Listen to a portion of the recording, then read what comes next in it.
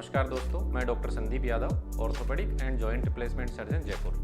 दोस्तों आज हम बात करेंगे यूनिकोंडाइलर नी रिप्लेसमेंट यानी कि आंशिक घुटना प्रत्यारोपण, जिसको हम माइक्रोप्लास्टी भी कहते हैं और यूनिकोंडाइलर नी रिप्लेसमेंट या पार्शियल नी रिप्लेसमेंट भी कहते हैं। तो सबसे पहले दोस्तों हमारे लिए जानना जरूरी है कि पार्शियल नी रिप्लेसमेंट होता क्या है।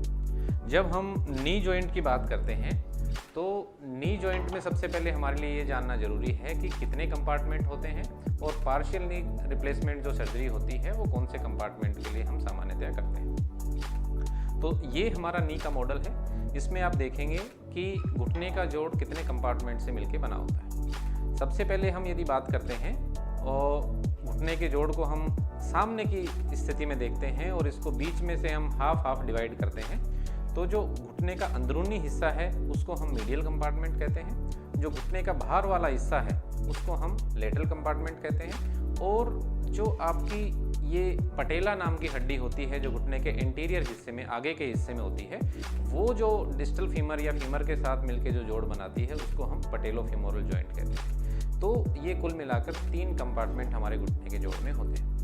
जब भी हमें ओस्टियोआर्थराइटिस की समस्या होती है जो सामान्यतया एज रिलेटेड होती है या फिर यंग एज में किसी चोट की लगने की वजह से आपको जल्दी आर्थराइटिस होने की संभावना रहती है, किसी लिगामेंट इंजरी की वजह से हो सकती है या फिर मेनिस्कस इंजरी की वजह से हो सकती है। तो वो ओस्टियोआर्थराइटिस की समस्या 90% केसेस में आपके मीडियल कंपार्टमेंट में शुरू होती है।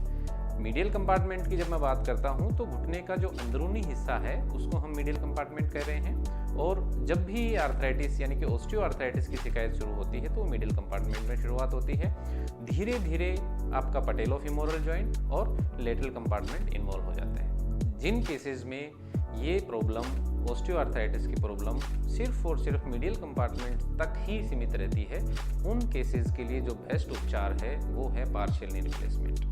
शुरुआत में हम इन मरीजों को दवाई और कसरत से ठीक करने की कोशिश करते हैं। जो लोग मेडिसिन्स को और फिजियोथेरेपी को रिस्पॉन्ड नहीं करते हैं या जिनको इस मॉडलिटी से, फिजियोथेरेपी से और मेडिसिन से रिलीफ नहीं मिलता है, तो वो केसेस ऐसे होते हैं और जिनमें मीडियल कंपार्टमेंट में ही घिसावट रहती है, तो वो केसेस पार्शियल नी रिप्लेसमेंट या आंशिक घुटना प्रत्यारोपण के लिए उचित केस होते हैं।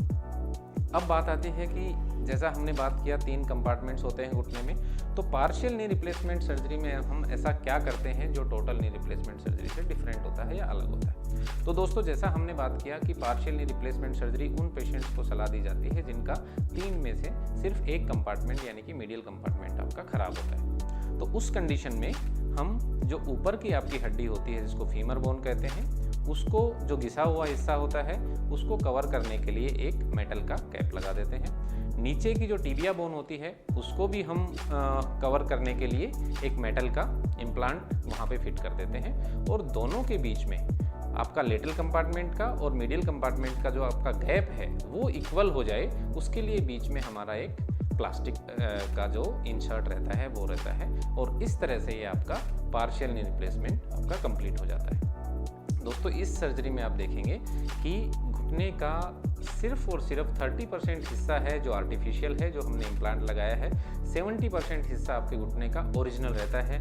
घुटने के सारे लिगामेंट्स जो हैं वो आपके ओरिजिनल रहते हैं। आपका लेटरल कंपार्टमेंट है वो बिल्कुल ओरिजिनल है। पटेलोफीमोरल जॉइंट है वो बिल्कुल ओरिजिनल है। जो मीडियल कंपार्टमेंट आपका डैमेज हुआ था, आर्थराइटिक हुआ था, उसको हमने उस गैप को, जो आपका गैप कम हो गया था, आपकी जो जोड़ की कार्टिलेज आपकी घिस गई थी, उसको हमने रिक्रिएट करने के लिए उसको वापस उस गैप को रिक्रिएट किया है और उस गैप को वापस बैलेंस किया है जितना लेटरल कंपार्टमेंट में आपके गैप होता है, और इस तरह से आपका पूरा घुटना एक बैलेंस नी जैसा हो जाता है, और आपकी जो रूटीन एक्टिविटी है, रूटीन दिनचर्या है, वो आप बिना किसी दर्द के आप दोबारा से शुरू कर सकते हैं।